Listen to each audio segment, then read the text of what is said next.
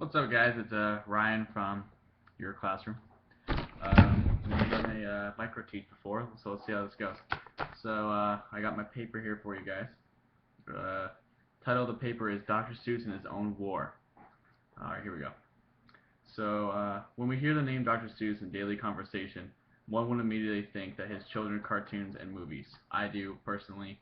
I don't really remember much about them from my childhood, but hey. We all heard Green Eggs and Ham. We've all heard Cat in the Hat. Very popular, but that's what the first thing we think about when we hear the name Dr. Seuss. Dr. Seuss has published hundreds of books and created numerous amounts of cartoons and movies. He is a famous, iconic figure, beloved by American children, but most people would never imagine that some critics consider him a racist. Me, personally, I do not. Dr. Seuss has an interesting past as to how he became a writer, artist, but also his talent reached beyond children's books to thought-provoking political cartoons. Theodor Seuss Giesel, which is also not Seuss, it's Zeus in German, known as Dr. Seuss, was born on March 2nd, 1904 in Springfield, Massachusetts. His family background is German, and he was referred to as Ted. Ted attended Dartmouth College, where he found his love for writing and drawing. As a freshman, he joined a magazine club, Dartmouth Jack-O-Lantern, and eventually became editor-in-chief. Like all teenage boys, Ted got himself into trouble and had to face consequences, which later led to him being named Dr. Seuss. So because of what he did, he had to use the name Dr. Seuss, which is the reason why we don't call him the Giesel or Dr. Giesel. One day, Ted was caught drinking in his room with 9 other friends. He was drinking gin, of choice. His consequences was to resign from Humor magazine. However, this did not stop him from pursuing his love for cartoons and drawing. To continue his work for the magazine, he had to distinguish himself by signing under an alias, Seuss, which is his middle name. He later attended Oxford College, intending to earn a PhD in English literature. After marrying his wife, Helen Palmer, which encouraged him to pursue drawing as his career instead of becoming an English professor, because he was always dreaming of receiving this PhD. Ted added doctor to his signature, which is now the reason why he is best known as Dr. Seuss. Success for Dr. Seuss did not come immediately. The first published book that he created was "And to Think That I Saw It on Mulberry Street," which was rejected by 27 publishers before being accepted by Dartmouth, which is a different publisher. He was not a well-known author until his most famous book, The Cat in the Hat, which we all have heard. Cat in the Hat became a hit, which is where he obtained most of his fame. Cat in the Hat was his 13th book that he made, and he sold over 80 million copies by 1979, and continues to be sold all over the world today. It was the 1940s when the political side of Dr. Seuss was revealed. World War II was emerging, and Seuss had very strong views. During this era, he was working on his 5th book, which took 6 years to complete because he was distracted. He was worried about the expansion of the war. Seuss stated, "While Paris was being occupied by the clinking tanks of the Nazis, and I was listening on my radio, I found I could no longer keep my mind on drawing pictures of the Horton the elephant.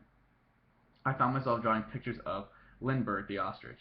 Charles Lindbergh was a part of the American First Committee and believed that America should stay out of the war, which Seuss heavily disagreed with."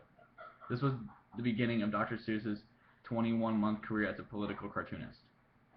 As we can see in the book, Dr. Seuss Goes to War, hundreds of political cartoons were made, primarily aiming against the leaders of the Axis powers. Many believe that Seuss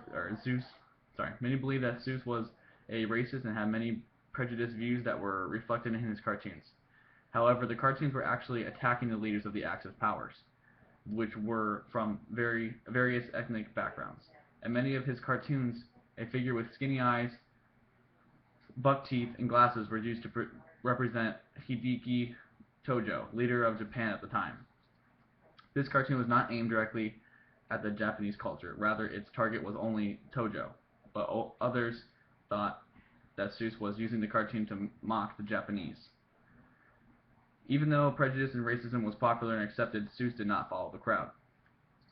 Seuss's sensitivity to to prejudice and discrimination originated from his childhood. His family's roots were German, and his grandfather immigrated from Germany in the early 19th century, which was during the First World War. While at school, Seuss was bullied by others for being a German American. His classmates actually ran around chasing him, shouting, "Kill the Kaiser." It takes a lot of courage for one to not follow the crowd, and that is exactly what Dr. Seuss did.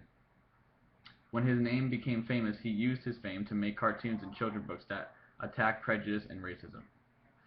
Theodore Geisel was a very brilliant man and today is a major icon for both adults and children.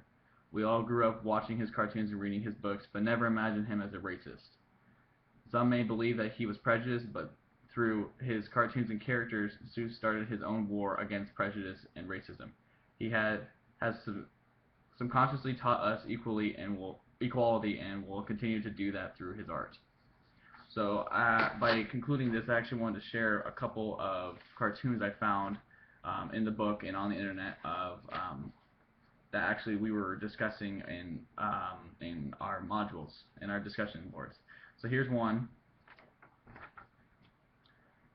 It says, "What have you done today to help save your country from them?" And there's a little guy with, which is supposed to mean you. This is not supposed to be a racist comment towards Nazis or towards Japan. Rather, he is trying to warn you about Hitler and Hideki Tojo. This is the figure that they were all talking about for the squinted eyes, glasses, and buck teeth. There's another picture here that states, "What this country needs is a good mental insecticide." And it says, "Gracias, that was in my head." And it's showing a whole line of people getting a pesticide that was in their head that was supposed to be racist, which is, and again, not him showing he's racist, he's actually fighting against it. And finally, we have this one, which is a very famous one as well, and it says on there, "Listen, Maestro, if you want to get real harmony, use the black keys as well as the white." And it shows a little fella playing the piano with only the white keys. Again, showing equality and not racism. So to conclude this, after looking at all the research and the cartoons, I don't believe that Dr. Seuss was actually a racist or prejudiced at all. Thanks, guys. Have a good one.